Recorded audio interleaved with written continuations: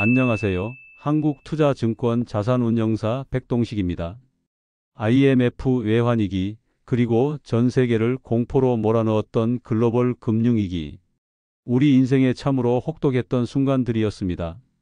그렇게 나라 전체가 휘청거릴 때마다, 거의 모든 자산이 반토막 날 때마다 유일하게 제 가치를 지켜내며 굳건히 빛났던 자산이 있습니다.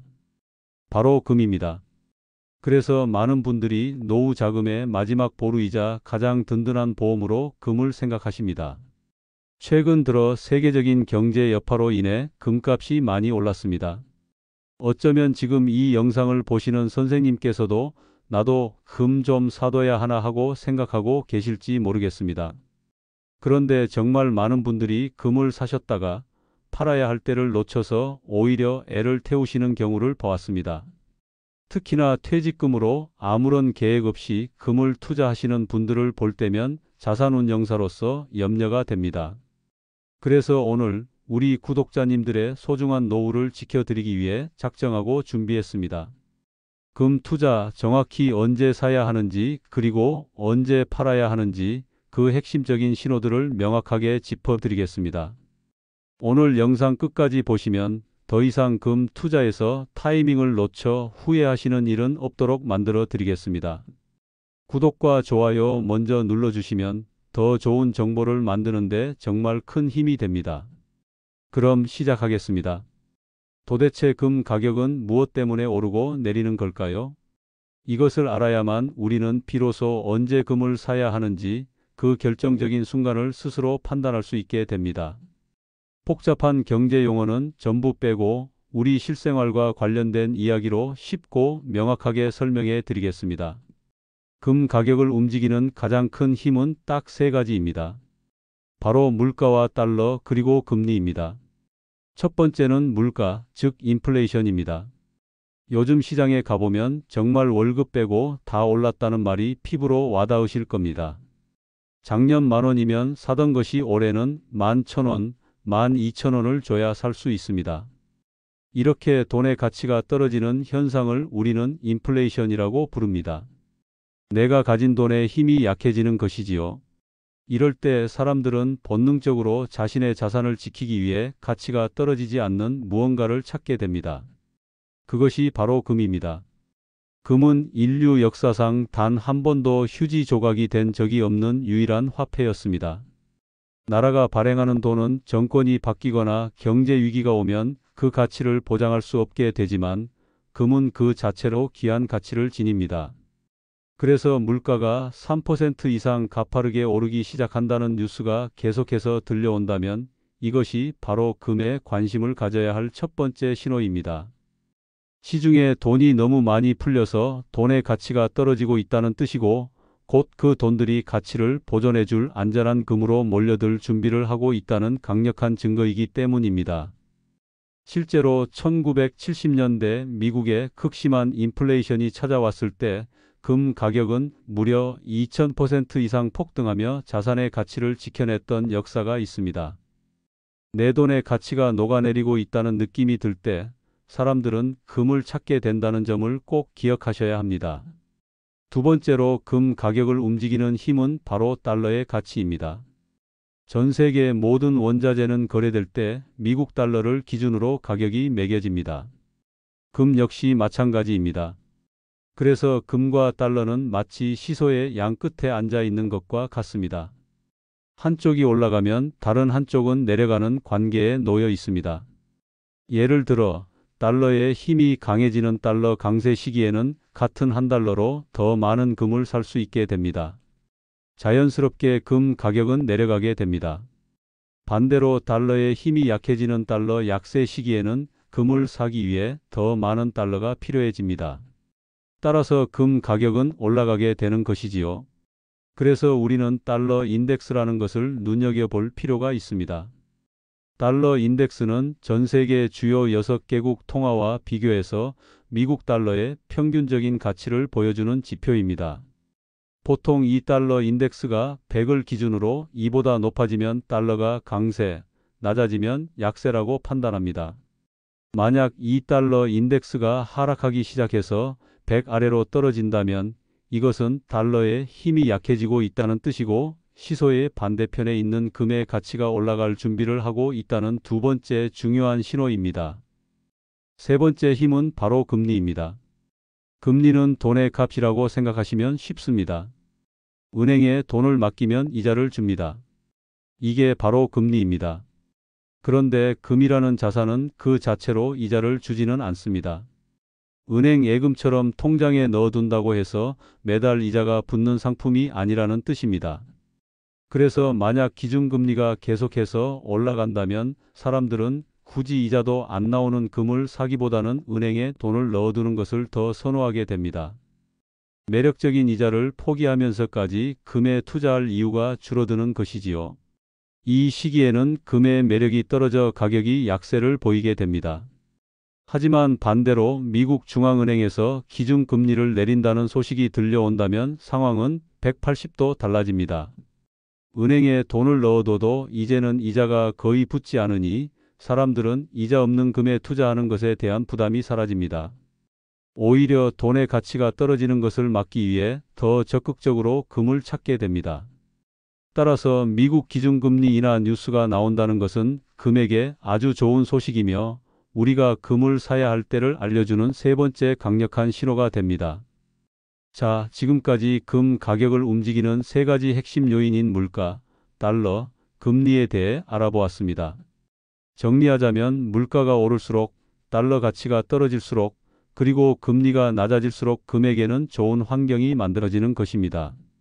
그렇다면 이제부터는 이 원리를 바탕으로 우리가 실제로 금을 사야 할 결정적인 순간들, 즉 구체적인 매수 신호 5가지에 대해 하나씩 파헤쳐 보겠습니다. 금을 사야 할 첫 번째 강력한 신호는 앞서 말씀드린 인플레이션이 3% 이상 오를 때입니다. 1%, 2% 정도의 완만한 물가 상승은 경제가 건강하게 성장하고 있다는 신호일 수 있지만 3%를 넘어 4%, 5%로 치솟는다는 것은 돈의 가치가 예상보다 빠르게 사라지고 있다는 위험 신호입니다. 이는 우리 노후 자금의 실질적인 구매력을 갉아먹는 아주 무서운 일입니다. 이럴 때는 내 자산을 지키는 방어적인 수단으로 포트폴리오의 일부를 금으로 옮겨두는 지혜가 필요합니다. 두 번째 신호는 역시 앞에서 설명드린 달러 인덱스가 하락하여 달러 약세가 뚜렷해질 때입니다. 세계 경제 뉴스에서 달러 인덱스가 100 아래로 떨어졌다는 소식이 반복적으로 나온다면 이는 금 투자를 고려해 볼 아주 좋은 시점입니다. 달러라는 안전 자산의 힘이 약해지는 만큼 또 다른 대표 안전 자산인 금의 힘이 강해질 가능성이 매우 높기 때문입니다. 세 번째 신호는 미국 기준금리 인하 뉴스가 나올 때입니다. 미국 연방준비제도라는 곳에서 앞으로 금리를 내릴 것이라는 발표를 한다면 이는 곧 시장에 더 많은 돈이 풀릴 것을 예고하는 것과 같습니다. 돈이 흔해지면 돈의 가치는 자연스럽게 떨어지고 실물 자산인 금의 가치는 반대로 올라가게 됩니다. 특히 금리 인하가 시작되는 초기 국면은 금 가격 상승의 출발점이 되는 경우가 많았으므로 이 시그널을 절대 놓쳐서는 안 됩니다. 네 번째 신호는 우리가 가장 기억하기 쉬우면서도 가장 강력한 신호일 수 있습니다. 바로 전쟁이나 금융위기, 국가부도 같은 극심한 위기의 공포가 커질 때입니다. 평온할 때는 주식이나 부동산 같은 위험 자산에 돈이 몰리지만 갑자기 전쟁이 터지거나 과거 리먼 브라더스 사태와 같은 금융 시스템 붕괴의 우려가 커지면 사람들은 가장 먼저 안전한 것을 찾습니다. 주식은 휴지 조각이 될 수 있고 부동산은 팔고 싶어도 팔리지 않을 수 있지만 금은 전 세계 어디에서나 그 가치를 인정받는 최후의 피난처 역할을 합니다. 따라서 세상이 곧 큰일 날 것처럼 시끄럽고 불안한 뉴스로 가득할 때 역설적으로 금은 가장 믿음직한 친구가 되어줄 수 있습니다. 마지막 다섯 번째 신호는 기술적인 부분이지만 매우 중요합니다. 바로 금 가격이 조정을 받을 때입니다. 아무리 좋은 자산이라도 너무 비싸게 사면 의미가 없습니다. 금 가격이 계속 오르기만 하는 것은 아닙니다. 단기간에 급등했다면 반드시 숨을 고르는 조정 기간을 거치게 됩니다. 만약 금 가격이 최근 가장 높았던 가격, 즉 고점 대비 10%에서 15% 정도 하락했다면 이는 비싸서 망설였던 분들에게 아주 좋은 분할 매수 기회를 제공하는 신호입니다. 한 번에 모든 돈을 투자하는 것이 아니라 이렇게 가격이 조정을 받을 때마다 나누어서 사 모으는 방식은 장기적으로 볼 때 평균 매입 단가를 낮추어 훨씬 안정적인 투자를 가능하게 합니다. 쌀 때 사서 비쌀 때 판다는 투자의 가장 기본적인 원칙을 금에도 똑같이 적용하는 것입니다. 네, 이렇게 우리는 언제 금을 사야 하는지에 대한 5가지 중요한 신호를 알아봤습니다. 하지만 투자의 완성은 사는 것이 아니라 파는 것에 있다는 말이 있습니다. 아무리 좋은 가격에 금을 샀다고 해도 적절한 시점에 팔아서 수익을 실현하거나 더 좋은 기회를 잡지 못한다면 그저 그림의 떡일 뿐입니다. 금 투자는 결혼과 같아서 시작만큼이나 마무리도 중요합니다. 이제부터는 우리가 보유한 소중한 금을 언제 팔아야 하는지 그 명확한 매도 신호에 대해 알아보겠습니다. 이것은 수익을 지키고 더 나아가 우리의 노후를 더 풍요롭게 만드는 아주 중요한 지혜가 될 것입니다. 금을 팔아야 할 첫 번째 신호는 우리가 샀을 때와 정반대의 상황이 펼쳐질 때입니다. 바로 인플레이션이 둔화되고 동시에 금리 인상 기조로 전환될 때입니다. 물가가 무섭게 치솟을 때 우리는 돈의 가치를 지키기 위해 금을 샀습니다. 그런데 정부와 중앙은행의 노력으로 물가 상승세가 꺾이고 안정되기 시작했다는 뉴스가 계속 나온다면 이제 사람들은 더 이상 불안감에 금을 찾지 않게 됩니다. 게다가 물가를 잡기 위해 기준금리를 계속해서 올리기 시작한다면 상황은 금에게 더욱 불리해집니다. 앞서 말씀드렸듯이 금은 이자가 나오지 않습니다. 그런데 은행에 돈을 넣어두기만 해도 5%, 6%의 높은 이자를 준다면 사람들은 굳이 금을 가지고 있을 이유가 없어집니다. 금을 팔아서 그 돈으로 높은 이자를 주는 예금이나 채권에 투자하는 것이 훨씬 이득이기 때문입니다. 실제로 1980년대 초 미국이 인플레이션을 잡기 위해 기준금리를 20% 가까이 올렸을 때 수년간 치솟던 금 가격은 힘을 잃고 장기 하락 추세로 접어들었습니다. 따라서 물가는 잡히고 금리는 오른다는 소식은 이제 금이 맡았던 임무가 끝나가고 있다는 신호이자 우리가 수익을 실현할 첫 번째 타이밍으로 삼아야 합니다. 두 번째 매도 신호는 달러의 가치가 지속적으로 강세를 보일 때입니다. 금과 달러는 시소 관계라고 말씀드렸지요. 달러 인덱스가 100 아래로 떨어질 때가 금을 살 기회였다면 반대로 달러 인덱스가 스멀스멀 올라오기 시작해서 105를 넘어 꾸준히 그 위에서 머무른다면 우리는 긴장해야 합니다. 이는 전 세계의 돈이 미국 달러로 몰려들고 있다는 뜻이고 달러의 힘이 아주 강력해지고 있다는 증거입니다.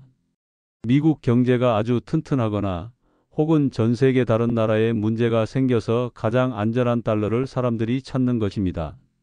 이유가 무엇이든 강력한 달러는 금 가격에 부담을 줄 수밖에 없습니다. 시소의 한쪽이 높이 올라간 만큼 반대편에 있는 금은 아래로 내려올 가능성이 커지는 것이지요. 따라서 달러 인덱스가 105 이상에서 계속 머무는 강력한 달러 시대가 이어진다면 분할해서 금을 매도하고 달러 자산으로 일부 옮겨두는 전략을 고려해 볼 수 있습니다. 세 번째 신호는 가장 기분 좋은 매도 신호일 수 있습니다. 바로 금 가격이 단기간에 너무 많이 올랐을 때입니다. 구체적으로 1년 안에 20% 이상 급등했다면 우리는 흥분하기보다 차분하게 이것이 단기 과열일 수 있다는 점을 인지해야 합니다. 물론 내 자산이 크게 불어나는 것은 기쁜 일입니다. 하지만 어떤 자산이든 단기간에 너무 가파르게 오르면 반드시 그에 따른 피로감과 차익 실현 욕구가 쌓이게 됩니다. 비싸게 산 사람들이 불안감에 던지는 물량과 싸게 산 사람들이 이익을 챙기기 위해 던지는 물량이 합쳐져 가격이 갑작스럽게 하락할 수 있습니다. 이것은 마치 너무 높이 던져 올린 공이 결국 땅으로 떨어지는 것과 같은 자연스러운 이치입니다. 따라서 내가 가진 금이 1년도 안 되는 짧은 기간에 20%, 30%의 놀라운 수익률을 보여준다면 축배를 들기 전에 전체 보유 물량의 일부라도 매도해서 수익을 확정 짓는 것이 현명한 선택입니다. 전부 팔 필요는 없습니다. 3분의 1이나 절반 정도를 팔아서 수익을 실현하고 나머지는 계속 보유하며 상황을 지켜보는 것입니다. 이런 분할 매도 전략은 예기치 못한 가격 하락에도 내 수익을 지켜주는 안전장치가 되어줍니다. 네 번째 매도 신호는 시장의 분위기가 바뀔 때 나타납니다. 바로 안전자산보다 주식 같은 위험자산으로 돈이 쏠리는 현상이 나타날 때입니다. 전쟁이나 위기가 닥치면 사람들이 금을 찾지만 반대로 세상이 평화로워지고 경제가 다시 성장하기 시작하면 사람들은 더 높은 수익을 좋다 과감한 투자를 시작합니다. 뉴스에서 연일 주식 시장이 활황이라는 소식이 들려오고 주변에서 주식으로 돈을 벌었다는 이야기가 들려오기 시작하면 시장의 무게중심이 안전자산인 금에서 위험자산인 주식으로 옮겨가고 있다는 신호입니다. 돈의 총량은 한정되어 있기 때문에 한쪽으로 돈이 쏠리면 다른 한쪽은 약해질 수밖에 없습니다. 모든 사람들이 이제 위기는 끝났고 앞으로는 경제가 좋아질 것이라고 낙관할 때 금의 매력은 상대적으로 떨어지게 됩니다. 이럴 때 우리는 금의 비중을 일부 줄이고 그 자금으로 다시 살아나는 우량 주식이나 다른 성장 자산에 일부 투자하는 것을 고려해 볼 수 있습니다. 시장의 뜨거운 열기를 따라가는 것이 아니라 그 열기를 활용해 내 자산을 재분배하는 지혜가 필요한 순간입니다. 마지막 다섯 번째 매도 신호는 가장 중요하고 현실적인 이유입니다. 바로 노후 생활비가 필요해서 현금화가 필요한 시점이 왔을 때입니다. 우리가 금에 투자하는 궁극적인 이유가 무엇이었나요? 바로 불확실한 미래에 대비하고 필요할 때 요긴하게 쓰기 위해서입니다. 즉, 금 자체가 목적이 아니라 우리의 안정적인 노후 생활을 위한 수단이었던 시입니다. 자녀의 결혼 자금을 보태줘야 할 때, 갑자기 목돈이 필요한 병원비가 생겼을 때, 혹은 매달 부족한 생활비를 충당해야 할 때가 바로 금을 팔아야 할 가장 타당한 시점입니다. 이것을 우리는 목적 매도라고 부릅니다.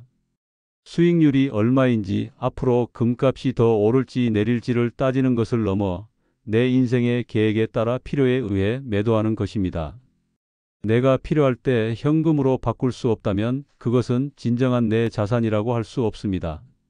따라서 금을 파는 것을 손해라고 생각하지 마시고 그동안 내 자산을 훌륭하게 지켜준 금에게 고마워하며 이제 그 결실을 거두어 내 삶을 위해 사용하는 것이 금 투자의 진정한 완성입니다. 이제 금을 언제 사고 팔아야 하는지에 대한 큰 그림이 그려지셨을 겁니다.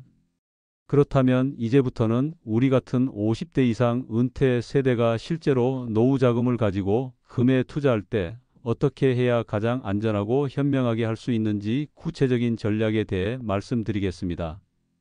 가장 먼저 고민하셔야 할 것은 비중입니다. 내 전체 노후 자산 중에서 얼마만큼을 금에 투자해야 할까요?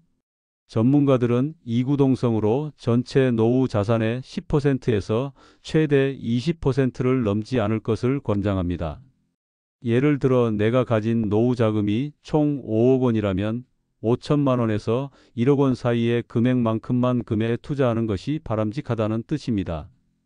왜냐하면 금은 이자가 나오는 자산이 아니기 때문입니다. 내 모든 자산을 금에 묻어두면 당장 매달 필요한 생활비나 현금 흐름을 만드는데 어려움을 겪을 수 있습니다. 금은 우리 노후 자산 포트폴리오의 든든한 보험이자 다른 자산들이 흔들릴 때 중심을 잡아주는 수비수의 역할을 하는 것입니다. 주전 공격수가 될 수는 없습니다. 따라서 10에서 20%라는 비중을 지키는 것이 안정성을 추구하면서도 다른 투자의 기회를 놓치지 않는 가장 황금 같은 비율이라고 할 수 있습니다. 비중을 정했다면 그 다음은 방식입니다. 어떤 방법으로 금을 사는 것이 가장 좋을까요? 크게 세 가지 방법이 있습니다. 첫째는 직접 금을 사는 실물금, 둘째는 주식처럼 거래하는 금 ETF, 셋째는 은행에서 통장으로 가입하는 금 통장입니다. 각각의 장단점이 뚜렷하기 때문에 나의 성향에 맞는 방법을 선택해야 합니다. 실물금 즉 골드바는 직접 내 손에 쥘 수 있다는 가장 큰 심리적 안정감을 줍니다. 진짜 내 금을 가지고 있다는 든든함은 다른 어떤 방법도 따라올 수 없습니다. 하지만 여기에는 부가가치세 10%와 수수료가 붙기 때문에 살 때부터 약 15% 정도 비싸게 사야 한다는 단점이 있습니다. 또한 집이나 은행 대여금고에 보관해야 하는 번거로움과 도난의 위험도 고려해야 합니다. 금 ETF 즉 상장 지수펀드는 주식 계좌만 있으면 주식을 사고 팔듯이 아주 편리하게 금에 투자할 수 있는 방법입니다. 소액으로도 투자가 가능하고 살 때 부가가치세가 붙지 않아 실물금보다 저렴하게 투자할 수 있습니다. 또한 언제든지 쉽게 현금화할 수 있다는 것이 가장 큰 장점입니다. 다만 매매 차익에 대해서는 15.4%의 배당소득세를 내야 한다는 점을 기억해야 합니다. 금 통장 즉 골드뱅킹은 은행에 가서 원화로 돈을 입금하면 그날의 국제금 시세와 환율에 맞춰 내 통장에 금을 그램 단위로 적립해주는 방식입니다. 0.01g 단위의 아주 작은 금액으로도 투자가 가능해서 적금처럼 차곡차곡 모아갈 수 있다는 장점이 있습니다. 하지만 이 역시 매매 차익에 대해 15.4%의 배당소득세가 부과되고 내가 돈을 입금하고 출금하는 시점의 은행 고시 환율에 따라 수익률이 달라질 수 있다는 변수가 있습니다. 마지막으로 가장 중요한 타이밍 전략입니다. 노후자금 금 투자의 기본은 장기 보유입니다. 오늘 사서 내일 파는 단기 투자가 아니라 최소 5년에서 10년 이상을 내다보고 내 자산을 지키는 수비수로 활용하는 것입니다. 기본적으로 장기 보유를 원칙으로 하되 우리가 앞에서 배운 신호들을 활용하는 지혜가 필요합니다. 즉 전쟁이나 금융위기 같은 예기치 못한 위기가 찾아와 금 가격이 일시적으로 하락했을 때 정해진 비중 내에서 추가로 매수하여 평균 매입 단가를 낮추는 것입니다. 그리고 반대로 경제가 다시 회복되고 주식시장이 화랑을 보여 금의 매력이 떨어지는 시기가 오면 보유한 금의 일부를 팔아 수익을 실현하고 다른 자산으로 옮겨가는 유연함을 발휘하는 것입니다. 항상 시장에 관심을 가지고 내가 정한 원칙에 따라 기계적으로 움직이는 것이 성공적인 노후 금 투자의 핵심입니다. 오늘 우리는 금이라는 아주 오래된 자산에 대해 참으로 많은 이야기를 나누었습니다. 언제 금을 사야 하는지, 또 언제 팔아야 하는지, 그리고 우리의 소중한 노후 자금을 어떤 원칙으로 투자해야 하는지 구체적인 전략까지 살펴보았습니다. 기억하셔야 할 가장 중요한 핵심은 이것입니다. 금은 세상에서 가장 든든한 영원한 안전 자산이 분명하지만 그 가격은 마치 바다의 파도처럼 끊임없이 오르고 내린다는 사실입니다. 우리는 그저 멍하니 파도를 맞는 사람이 되어서는 안 됩니다. 파도의 흐름을 읽고 올라탈 때와 내려올 때를 아는 지혜로운 항해사가 되어야 합니다. 오늘 배운 내용들이 여러분에게 그 항해를 위한 든든한 나침반이 되어줄 것이라고 믿습니다. 더 이상 막연한 불안감으로 금을 사거나 팔아야 할 때를 놓쳐 애태우는 일은 없으실 겁니다. 이제 여러분은 스스로 판단하고 결정할 수 있는 힘을 가지셨습니다. 마지막으로 스스로에게 한번 질문을 던져보셨으면 합니다. 나는 금을 그저 아무 때나 사시겠습니까? 아니면 내 자산을 지키고 불려주는 돈 버는 타이밍에 사시겠습니까? 그 현명한 답은 이미 여러분 마음속에 있으리라 생각합니다. 오늘 영상이 여러분의 마음 편한 노후 준비에 조금이라도 도움이 되셨다면 구독과 좋아요, 그리고 알림 설정까지 꼭 부탁드립니다. 또한 오늘 내용이 꼭 필요하다고 생각되는 소중한 가족이나 지인이 있다면 이 영상을 공유해서 좋은 지혜를 함께 나눠주시길 바랍니다. 그것이 복을 짓고 더 큰 복으로 돌아오는 길입니다. 그리고 영상이 좋으셨다면 저희에게 큰 힘이 되는 응원의 댓글을 혹시 금과 관련해서 경험담이 있으시다면 다른 분들께도 귀한 정보가 될 수 있으니 그 내용도 댓글로 편하게 남겨주세요. 한 분 한 분의 소중한 의견을 모두 읽어보고 더 좋은 영상을 만드는 데 참고하겠습니다. 다음 시간에는 정말 많은 분들이 궁금해하시는 주제를 가지고 돌아오겠습니다. 바로 여러분이 기초연금을 못 받는 이유 생각보다 단순합니다. 편입니다. 나는 당연히 받을 줄 알았는데 왜 못 받게 되는지 그 누구도 알려주지 않았던 핵심적인 이유와 해결책을 알려드리겠습니다. 다음 영상도 놓치지 마시고 꼭 함께해 주시길 바랍니다. 긴 시간 함께해 주셔서 진심으로 감사합니다. 여러분의 든든하고 행복한 노후를 늘 응원하겠습니다.